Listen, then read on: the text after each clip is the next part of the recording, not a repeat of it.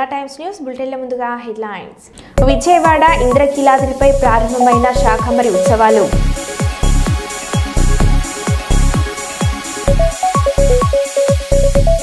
హైదరాబాద్ రాజేంద్ర నగర్లో కూల్చివేతలు చేపట్టిన హైడ్రా.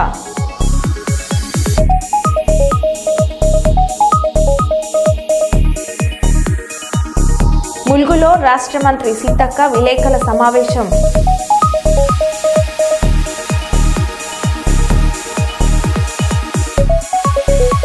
హన్మకొండ జిల్లా వాహనదారులకు హెచ్చరిక. మాడిఫైడ్ సైలెన్సర్లతో శబ్ద కాలుష్యం చేస్తే కఠిన చర్యలు తప్పవు. Traffic DCP. సార్వత్రిక సమ్మెకు టీడబ్ల్యూజేఎఫ్ సంఘీభావం.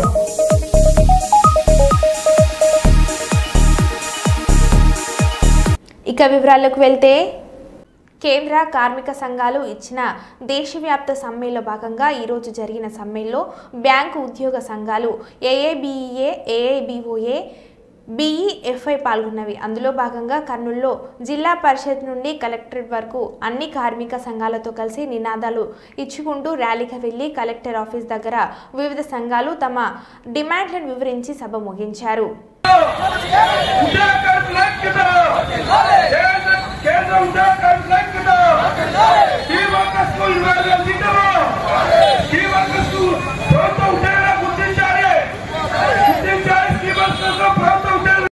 బ్యాంకింగ్ రంగానికి సంబంధించిన 3 యూనియన్లు సమ్మెలో పాల్గొంటున్నాయి. అందులో ఏఐబిఏ, తర్వాత ఏఐబిఓఏ, బెఫి అనే 3 యూనియన్లు సమ్మెలో పాల్గొంటున్నాయి. బ్యాంకింగ్ రంగంలో మాకు మిగతా వాళ్ళతో పాటుగా మా సమస్యలు కూడా చాలా ఉన్నాయి. బ్యాంకింగ్ రంగాన్ని వాళ్ళు పూర్తిగా ప్రైవేటీకరణ చేయాలని చెప్పి గవర్నమెంట్ ఆఫ్ ఇండియా యాచిస్తుంది. దాంతోపాటు లేబర్ కోర్స్ అనేది ప్రతి రంగంలో అది అవసరం. 44 లేబర్ కోర్స్ని వాళ్ళు రద్దు చేసి 4 కోడ్లుగా తీసుకురావడం జరిగింది. దాంట్లో యూనియన్ పెట్టి యూనియన్తో మాట్లాడే చర్చలు చేసే పరిస్థితి కూడా రాబోయే రోజుల్లో గవర్నమెంట్ ఉంటుంది. కాబట్టి వాళ్ళు ఏమంటారంటే 7 మంది 8 మందికి యూనియన్ ఒకప్పుడు ఉండేది, ఇప్పుడు 100 మంది ఉంటే కానీ యూనియన్ పెట్టడానికి అవకాశం లేదన్నది చెప్తున్నారు. అట్లాగే మనకు ఈ రోజున పిఎఫ్ అనేది, ఆ పాత పిఎఫ్ అనేది మాకు కావాలని చెప్పి మా డిమాండ్లో ఉంటుంది. ఆ పాత పిఎఫ్ ఎందుకంటే అది మాకు గ్యారంటీగా వచ్చేది, కానీ ఈ రోజున పెన్షన్ అనేది పెన్షన్ కావాలని చెప్పి అడుగుతున్నాం. దాన్ని ఓల్డ్ పెన్షన్ తీసుకురావాలి. ఎన్పిఎస్ అనేది తీసుకెళ్ళి కార్పొరేట్ వ్యక్తుల దగ్గర దాన్ని జమ చేసి దాంట్లో లాభాల్లోకి తీసుకురావాలని చెప్పి ప్లాన్ చేస్తున్నాం. ఆ లాభాలు ఏం రావు, కానీ అవి తీసుకొని వాళ్ళు వాడుకునేట్టుగా ఉంది. కాబట్టి ఎన్పిఎస్ని మేము రద్దు చేసి పాత పెన్షన్ విధానాన్ని అమలు చేయాలని చెప్తున్నాము. అట్లాగే గ్రామీణ బ్యాంకుల్ని కూడా ఈ రోజున ఒక బ్యాంక్ కింద తీసుకొచ్చారు వాళ్ళు. దాన్ని కూడా ప్రైవేటీకరణ చేసి ఆదానికో అద్వానికో ఇవ్వాలని చెప్పి ప్లాన్ చేస్తున్నారు. దాన్ని కూడా మేము వ్యతిరేకిస్తున్నాము. ఇంకా బ్యాంకింగ్ రంగంలో దాదాపు 1,00,000 మంది ఉద్యోగాలు ఖాళీగా ఉంటే అవి అవుట్ సోర్సింగ్ ద్వారా తీసుకోవడం జరుగుతుంది. దాన్ని కూడా ఇమ్మీడియట్గా దాన్ని రద్దు చేసి మాకు పర్మనెంట్ ఉద్యోగాలుగా ఇవ్వాలని చెప్తాను. ఎందుకంటే బ్యాంకింగ్ అనేది చాలా సెక్యూరిటీగా ఉండే ఫైనాన్షియల్ సెక్యూరిటీగా ఉంది. దాన్ని మీరు అంటే పర్మనెంట్ ఉద్యోగాలు తీసుకోవాలి, అవుట్ సోర్సింగ్ చేయకూడదని చెప్పి మా ప్రధానమైన డిమాండ్. మిగతా 4-5 డిమాండ్తో వీటితో పాటు మేము పాల్గొంటాం. కాబట్టి ఇది ఖచ్చితంగా సక్సెస్ చేయాలని చెప్పి మా ఎంప్లాయీస్ చెప్పడం జరిగింది. దేశవ్యాప్తంగా ఏ జరిగినా ఇట్లాంటి సమయంలో మేము పాల్గొంటామని చెప్పి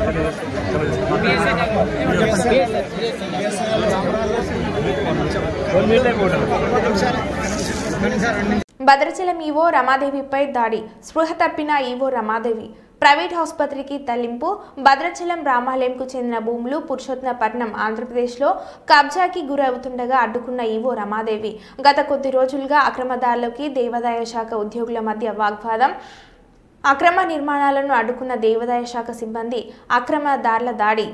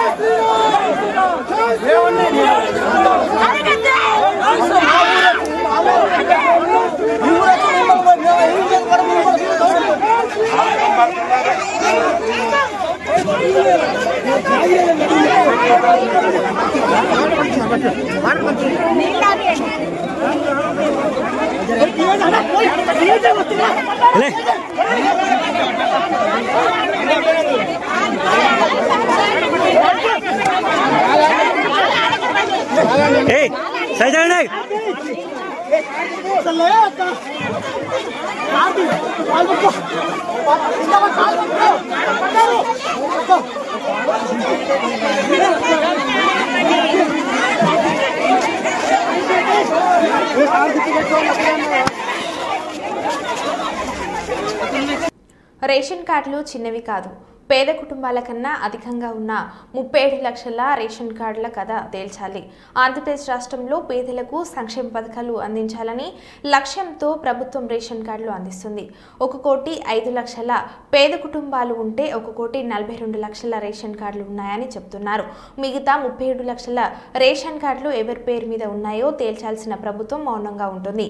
పైగా కార్డులను చిన్నవిగా చేసి అందిస్తామని చెబుతున్నారు. అయితే ఆంధ్రప్రదేశ్ రాష్ట్రంలో ప్రభుత్వ ఉద్యోగులు రెవెన్యూ పోలీస్ శాఖలతో భార్యాభర్తలు వేరువేరు రేషన్ కార్డులు తయారు చేసుకునే ఇటు ఉద్యోగం పేరుతో జీతాలు అంటూ రేషన్ కార్డు పేరుతో ప్రభుత్వ పథకాలు తీసుకుంటూ ప్రభుత్వం ఖజానాకు కన్నం వేసి ఖాళీ చేసినట్లు అవుతుంది. ఇప్పటికైనా రాష్ట్ర ప్రభుత్వం అధికంగా అక్రమంగా ఉన్న రేషన్ కార్డులను తొలగించాలని చర్యలు తీసుకోవాలని అర్హులైన నిరుపేదలకు రేషన్ కార్డులు మంజూరు చేయాలని కోరుతున్నారు. ఈరోజు ఆంధ్రప్రదేశ్లో దాదాపు 1,105,00,000 కుటుంబాలు ఈ పేద కుటుంబాలు ఉన్నాయి. అందులో రేషన్ కార్డులు వచ్చేసి 1,42,00,000 రేషన్ కార్డులు ఉండడం వల్ల ఈ యొక్క అర్హులైనటువంటి నిరుపేద సామాన్య ప్రజలు రేషన్ పొందలేకపోతున్నారు. దీనికి ప్రధానమైన కారణం ప్రభుత్వ ఉద్యోగస్తులే. అందులో రెవెన్యూ ఉద్యోగస్తులు మరియు పోలీసు డిపార్ట్మెంట్ వారు. అదనంగా ఈ ఎవరైతే పోలీస్ డిపార్ట్మెంట్లో భార్య ఉద్యోగస్తులు అయితే భర్త రేషన్ కార్డు పొందడము, రెవెన్యూ డిపార్ట్మెంట్లో భర్త ఉద్యోగస్తులు అయితే భార్య రేషన్ కార్డు పొందడం వల్ల సామాన్య ప్రజలు రేషన్ పొందలేకపోతున్నారనేది ఆశ్చర్యం కలిగిస్తుంది. దాదాపు 42 లక్షల కుటుంబాలు అదనంగా రేషన్ కార్డులు ఎక్కడ ఉన్నాయో, ఎవరి దగ్గర ఉన్నాయో, ఎవరు అనర్హుల్లో తేల్చాల్సిన బాధ్యత కూడా ఈ ప్రభుత్వాందే ఉంది. దీంట్లో ప్రభుత్వం ప్రత్యేకంగా చొరవ తీసుకొని 42 లక్షల మంది రేషన్ కుటుంబాలకు రేషన్ పోతుంది, ఆ పక్కదారి పడుతుంది. ఆ రేషన్ను సామాన్య ప్రజలకు చేర్చాల్సిన బాధ్యత కూడా ఈ ప్రభుత్వందే ఉందని చెప్పేసి తెలియజేస్తుంది. దేశవ్యాప్త సార్వత్రిక సమ్మెలో భాగంగా వరంగల్ రంగసాయిపేట చౌరస్తాలో అమాలి బిల్డింగ్ వర్కర్స్ స్టీల్ అల్మార గుమస్తాల ఆధ్వర్యంలో నిరసన కార్యక్రమాన్ని చేపట్టడం జరిగింది. ఈ కార్యక్రమంలో వరంగల్ జిల్లా కార్మిక నేతలు మాలోత్ సాగర్, ముక్కెర రామస్వామి ముఖ్య అతిథిగా పాల్గొని మాట్లాడారు.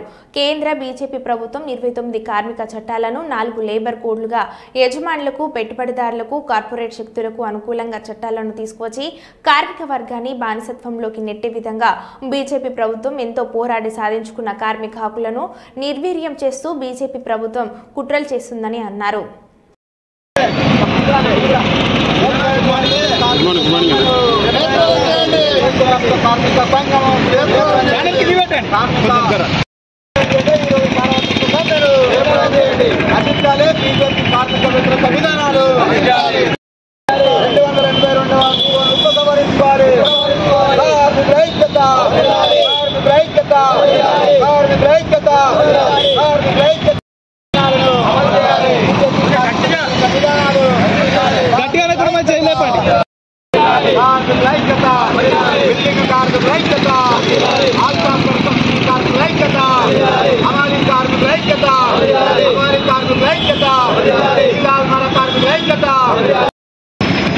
దేశవ్యాప్తంగా సార్వత్రిక సమ్మె జరుగుతూ ఉంది. దేశంలో ఉన్నటువంటి బీజేపీ ప్రభుత్వం కార్మికుల హక్కులను కాలరాస్తూ 8 గంటల పని దినాలను తొలగిస్తూ 29 కార్మిక చట్టాలు ఎంతో పోరాడి సాధించుకున్నటువంటి చట్టాలను ఈరోజు 4 లేబర్ కోడ్లుగా తెచ్చి పెట్టుబడిదారులకు, యజమానులకు, కార్పొరేట్ శక్తులకు అనుకూలంగా ఈరోజు బీజేపీ ప్రభుత్వం చట్టాలు తీసుకొచ్చింది. ఈరోజు 29 కార్మిక చట్టాలను రద్దు చేసి 4 లేబర్ కోడ్లను కనుక అమలు చేస్తే భారతదేశంలో ఉన్నటువంటి కార్మిక వర్గం అంతా కూడా ఈరోజు బానిసత్వంలో నెట్టేటువంటి పరిస్థితి జరుగుతూ ఉంది. అదే కాదు, ఈరోజు బీజేపీని మొత్తం కార్మిక వర్గం దేశవ్యాప్తంగా వ్యతిరేకిస్తుంటే ఈరోజు తెలంగాణ రాష్ట్ర ప్రభుత్వం కూడా కార్మికులకు వ్యతిరేకంగా 282 జీవో తీసుకొచ్చి ఈరోజు 10 గంటలు పనిచేయాలని ఈరోజు తెలంగాణ రాష్ట్ర ప్రభుత్వం కూడా ప్రయత్నం చేస్తుంది. ఈరోజు మీరు రోజు బీజేపీకి వ్యతిరేకంగా స్ట్రగుల్ చేస్తూ ఉన్నారు, బీజేపీ విధానాలను వ్యతిరేకిస్తూ ఉన్నారు. మరి మీరు కార్మికులకు వ్యతిరేకంగా ఎట్లా ఈ 282 జీవోను తీసుకొచ్చినారో ఈ సందర్భంగా కార్మికులు అడుగుతూ ఉన్నారు. ఇప్పటికైనా మీరు కార్మికులందరూ కూడా మీకు ఓటేశారు, మిమ్మల్ని గెలిపించారు. మీరు ఇచ్చినటువంటి హామీలను తక్షణమే ఈరోజు కార్మికులకు అమలు చేయాలి. 8 గంటల పని దినాలు అమలు చేయాలి. కనీస వేతనం నెలకు 26,000 రూపాయలు అమలు చేయాలి. కాబట్టి అది మీరు 282 జీవోను తక్షణమే ఉపసంహరించుకొని కార్మికులందరికీ న్యాయం చేయాలని సందర్భంగా డిమాండ్ చేస్తా ఉన్నాం. అదేవిధంగా బీజేపీ ప్రభుత్వం ఈ సమ్మెతోనైనా దేశవ్యాప్తంగా అన్ని రంగాల సంఘటిత రంగం, అసంఘటిత రంగం, హమాలీలు, గుమాస్తాలు, బిల్డింగ్ కార్మికులు, అదేవిధంగా అనేక రకాల కార్మికులు ఈరోజు రోడ్డు మీదకి వచ్చి ధర్నాలు చేస్తూ ఉన్నారు. కాబట్టి ఈ ధర్నాలకు చూసారా మీరు ఎంబడే ఈ దేశంలో ఉన్నటువంటి బీజేపీ ప్రభుత్వం తక్షణమే 4 లేబర్ కోడ్లను రద్దు చేసి 29 కార్మిక చట్టాలను అమలు చేసి ఈరోజు కనీస వేతనం నెలకు 26,000 వచ్చేటట్టు చూడాలి. 8 గంటల పని దినాలు అమలు చేయాలని సందర్భంగా బీజేపీ ప్రభుత్వాన్ని డిమాండ్ చేస్తున్నాం. అందులో భాగంగానే ఈరోజు రంగేపేట, వరంగల్ జిల్లాలోని రంగేపేట ప్రాంతంలో పెద్ద ఎత్తున హమాలీలు, అదేవిధంగా బిల్డింగ్ కార్మికులు, గుమాస్తాలు వచ్చి ఈరోజు దేశవ్యాప్త సమ్మెను జయప్రదం చేయడం కోసం ఈ రంగేపేట చౌరస్తాలో ధర్నా జరుగుతూ ఉంది. ఇప్పటికైనా ప్రభుత్వాలు అర్థం చేసుకొని కార్మికుల యొక్క హక్కులను కాపాడి కార్మికులకు రావాల్సినటువంటి వేతనాలు అమలు చేయాలని సందర్భంగా డిమాండ్ చేస్తా ఉన్నాం. ఆల్షా వర్కర్స్ యూనియన్ జిల్లా కార్యదర్శి. ఉమ్మడి కర్నూలు జిల్లాలో పాణ్యం బలమైన నియోజకవర్గంగా తయారైంది. టీడీపీ వైఎస్ఆర్సీపీ రాష్ట్ర కమిటీ పిలుపు మేరకు ఉమ్మడి కర్నూలు జిల్లా పాణ్యం నియోజకవర్గంలో పోటాపోటీగా టీడీపీ వైఎస్ఆర్సీపీ కార్యక్రమాలు చేస్తున్నాయి. ఓవైపు టీడీపీ సుపరిపాలనలో తొలి అడుగు అంటూ ఏడాదిలో చేపట్టిన సంక్షేమ పథకాల కరపత్రాలను ఇంటికి వెళ్లి తెలియజేస్తున్నారు. మరోవైపు వైఎస్ఆర్సీపీ బాబు షూరిటీ మోసం గ్యారెంటీ అంటూ సభలు సమావేశాలు చేస్తున్నారు. కర్నూలు కొడుమూరు నియోజకవర్గాలలో మాజీ ఎమ్మెల్యేలు ఈ కార్యక్రమాలు చేపట్టకపోవడంతో స్తబ్దత నెలకొంది. పాణ్యం నియోజకవర్గంలో ఎమ్మెల్యే గౌడ్చెర్తారెడ్డి, మాజీ ఎమ్మెల్యే కాటసాని రాంభూపాల్ రెడ్డి ఇల్లు కార్యక్రమంలో చురుగ్గా పాల్గొంటున్నారు.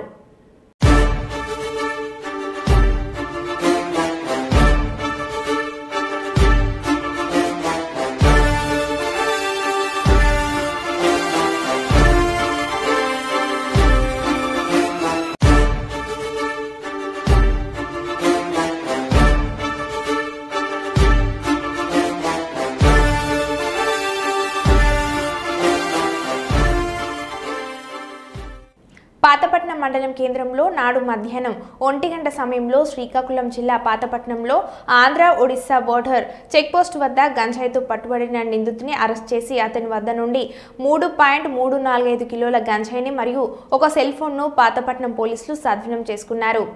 3 ప్యాకెట్లు 3 కేజీల గంజాయి అలాగే ఒక సెల్ ఫోన్ని స్వాధీనం చేసుకుని అతను అరెస్ట్ చేయడం జరిగింది. అతను అరెస్ట్ చేసి ఈరోజు రిమాండ్కి పంపిస్తున్నాము. ఈ సందర్భంగా ఈ ఎలా ప్రలోభాలకు లోబడి లేదంటే ఈ గంజాయి ట్రాన్స్పోర్టేషన్కి అలవాటు పడద్దని ఎవరున్నా, అలాగే యూత్ ఎవరు కూడా గంజాయి కన్జ్యూమేషన్కి అంటే వినియోగానికి అలవాటు పడద్దు. అలవాటు పడితే కనుక ఇలాగే కేసులు ఇరుక్కోవడం లేదంటే వాళ్ళ భవిష్యత్తు నాశనం అవుతుంది. కాబట్టి ఈ పిల్లల్ని లేదా యువతని తల్లిదండ్రులు కూడాను అబ్జర్వ్ చేయాలి. నెక్స్ట్ ఇదే కాన్సెప్ట్ మీద సంకల్పం అనే ప్రోగ్రామ్ కూడా కండక్ట్ చేస్తున్నాం. ఈ డ్రగ్స్ అబ్యూజింగ్ అంటే ఈ దుర్వినియోగం గురించి మనం అవేర్నెస్ కల్పిస్తున్నాం. ఈ సంకల్పం ప్రోగ్రామ్ కూడా ప్రతి కాలేజీల్లోని తర్వాత విలేజ్లోని కండక్ట్ చేస్తున్నాం. దాని ద్వారా యూత్లో అవేర్నెస్ కల్పిస్తున్నాం. ఈ సందర్భంగా ఈ కేసులో అంటే హార్డ్ వర్క్ చేసిన ఎస్ఐ గారిని అలాగే సిబ్బందిని కూడా ఉన్నతాధికారులు ఎస్పీ గారు అందరూ కూడా అభినందిస్తున్నారు. రాష్ట్రంలోని పూరికి దగ్గరలో ఉన్న గడాంబరోసర్ అనే విలేజ్కి చెందిన ఈ రఘునాథ్ జన అనే వ్యక్తి, ఇతని వయసు 36 సంవత్సరాలు. ఇతను 6వ తరగతి చదువుకున్నాడు. ఇతను చిన్న వయసు నుంచి వ్యసనాలకు అలవాటు పడ్డాడు. తర్వాత ఈయన యాక్చువల్గా పూరి గుడి దగ్గర గైడ్ లాగా అనమాట చేస్తూ ఉంటాడు. ఎవరికైనా దర్శనాలు కట్టాలంటే బ్యాక్ డోర్లో చేయించడం అలాగే గైడ్ లాగా చేస్తూ ఉంటాడు. ఇతనికి మునుగోడ ఒరిస్సా రాయగడ దగ్గర ఉన్న మునుగోడకు చెందిన కార్తీక్ అనే వ్యక్తి అక్కడ పూరిలో పరిచయం అయ్యాడు. గంజాయి మా దగ్గర దొరుకుతుంది, నువ్వు ఎక్కువ రేటు అమ్ముకోవచ్చు అని చెప్పి ఇతనికి చెప్తే ఇతను కూడాను అక్కడ 100-150 ప్యాకెట్ చిన్న చిన్న ప్యాకెట్లు అమ్ముకోవడం కోసం ఈ మునుగోడ వెళ్ళి అతనితో పాటు కార్తీక్తో పాటు వెళ్ళి ఇతను గంజాయి అక్కడ మునుగోడలో పర్చేజ్ చేశాడు. పర్చేజ్ చేసి పూరికి వెళ్ళడం కోసం ఈ పర్లాకెంబడి మీదుగా పర్లాకెంబడిలో దిగి అక్కడ నుంచి పూరికి వెళ్ళడం కోసం ఇలా మన కాపట్నం బార్డర్ చెక్ పోస్ట్ దాటుతుండగా మనకి ఎస్ఐ గారికి రాబడిన నమ్మకమైన సమాచారం మేరకు ఈరోజు మధ్యాహ్నం 1 గంటకి ఇతన్ని మన చెక్ పోస్ట్ దగ్గర అరెస్ట్ చేశారు. అరెస్ట్ చేసి హన్మకొండ జిల్లా వాహనదారులకు హెచ్చరిక. మాడిఫైడ్ లైసెన్సర్లతో శబ్ద కాలుష్యం చేస్తే కఠిన చర్యలు తప్పవు. వరంగల్ ట్రాఫిక్ డీసీపీ రాయల్ ప్రభాకర్ రావు హెచ్చరించారు. హన్మకొండలోని కాకతీయ యూనివర్సిటీ క్రాస్ వద్ద శబ్ద కాలుష్యం చేస్తున్న దాదాపు 100 సైలెన్సర్లను రోడ్లతో ధ్వంసం చేసిన ట్రాఫిక్ పోలీసులు ప్రజలను ఇబ్బందులకు గురి చేసిన వారిపై కఠిన చర్యలు తప్పవు అని వరంగల్ ట్రాఫిక్ డీసీపీ రాయల్ ప్రభాకర్ అన్నారు.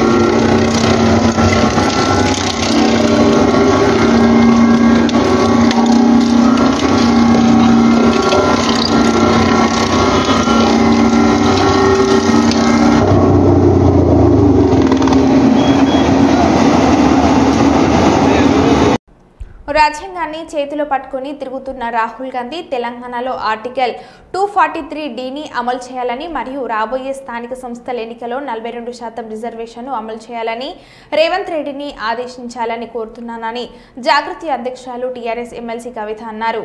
ये जो राहुल गांधी जी कॉन्स्टिट्यूशन लेके घूमते रहते हैं देश भर में, इसी के तहत आर्टिकल 243D है, आर्टिकल 243D, जो अगर राहुल गांधी जी चाहते हैं तो उनको मुख्यमंत्री जी को एक फ़ोन कॉल पे बता देंगे तो वहाँ एक गवर्नमेंट ऑर्डर निकल सकता है और लोकल बॉडीज़ में 42% का ओबीसी आरक्षण मिल सकता है.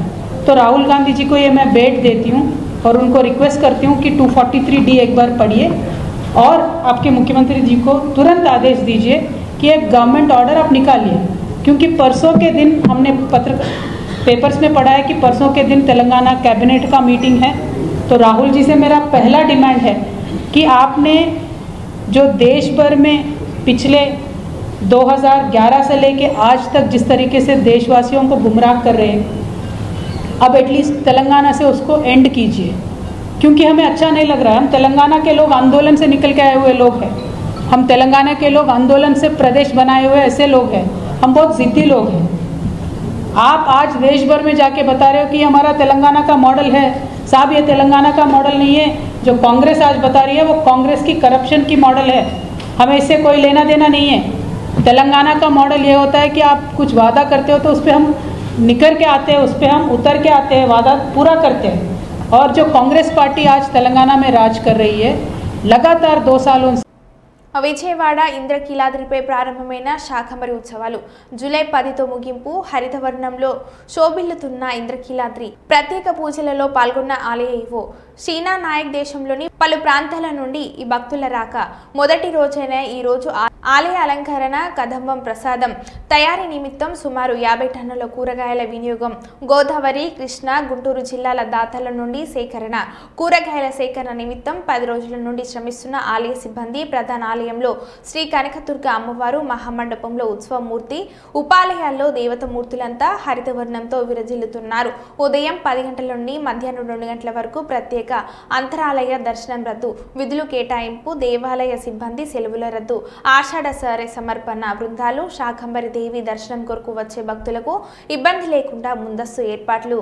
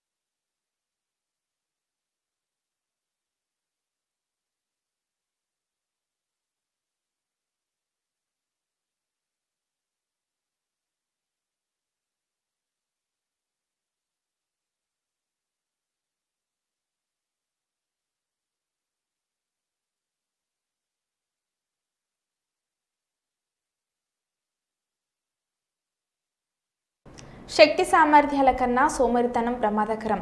కింద పడిన లేచి ముందుకు సాగడమే గొప్పదనం.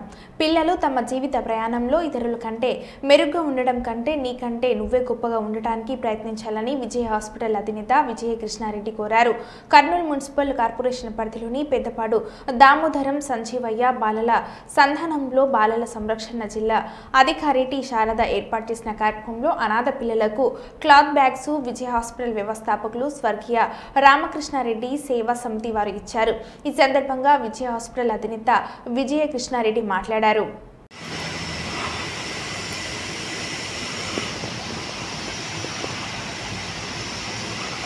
Thank you sir. Thank you.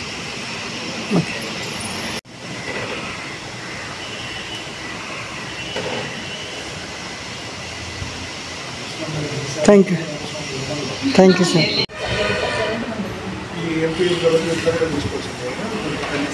తీసుకోవచ్చు కానీ మీకు టోటల్లీ నాకు అందుకని మనం డిపార్ట్మెంట్ నుంచి వెళ్ళాలి. వాళ్ళకి మన దగ్గర ఏ కోర్స్ ఆఫర్ చేస్తే దాన్ని బట్టి దీనిలో పంపిస్తుంది. Okay sir. శారద.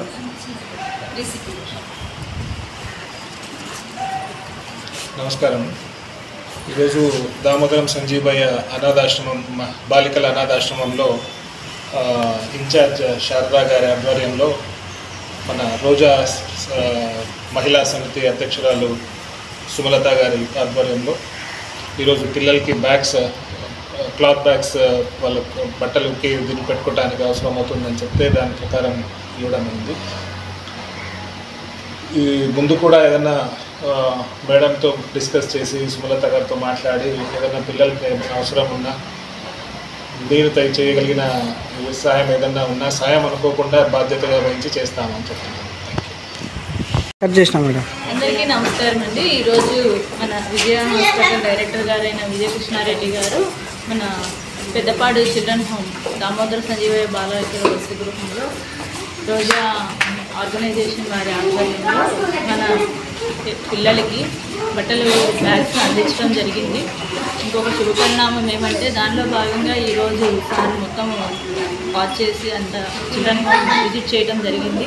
పిల్లలకి వాటర్ క్యాన్స్ తెప్పించడం వల్ల సార్ పిల్లలకి చూసి వాళ్ళతో ఇంటరాక్ట్ అయ్యి మనకి చిల్డ్రన్ హోమ్కి వాటర్ ప్లాంట్ చాలా అవసరం అని చెప్పి సారు వాటర్ ప్లాంట్ కూడా మనకి డొనేట్ చేయాలన్న సదుద్దేశంతో మనకి ప్రామిస్ చేశారు.